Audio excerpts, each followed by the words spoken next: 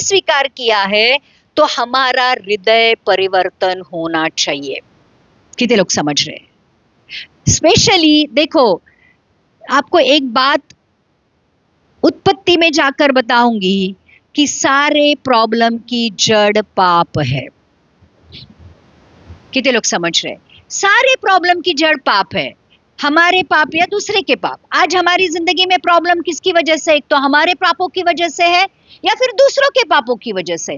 तो जो मानव जाति की जो मेन प्रॉब्लम है या जो जड़ है प्रॉब्लम की, वही लेना तो यीशु आया था। कितने लोग समझ रहे हैं?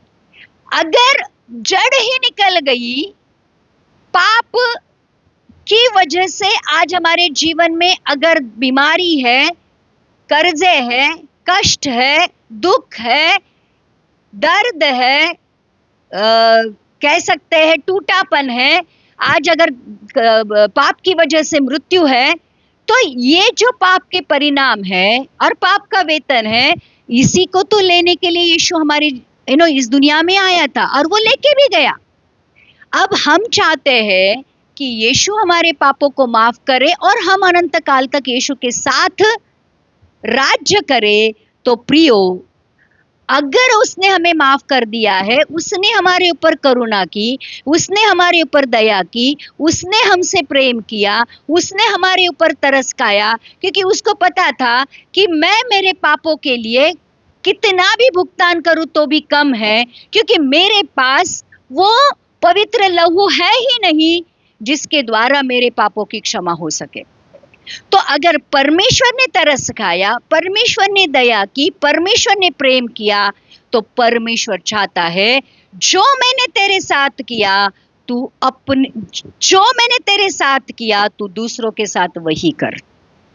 कितने लोग समझ रहे हैं? इसलिए प्रियो, उसके प्यार से हमारा हृदय भरना चाहिए।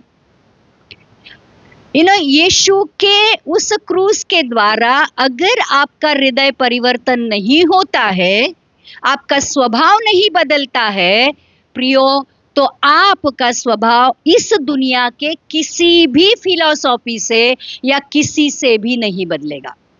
अगर एक मरे हुए व्यक्ति को देखकर भी जो आपके लिए मरा है, आपका हृदय नहीं पिघलता, आपका हृदय नहीं बदलता, तो फिर आपका कठिन हृदय बदलने के लिए कुछ भी काम नहीं आएगा। इसलिए प्यार करने वाला इंसान ही माफ कर सकता है, क्योंकि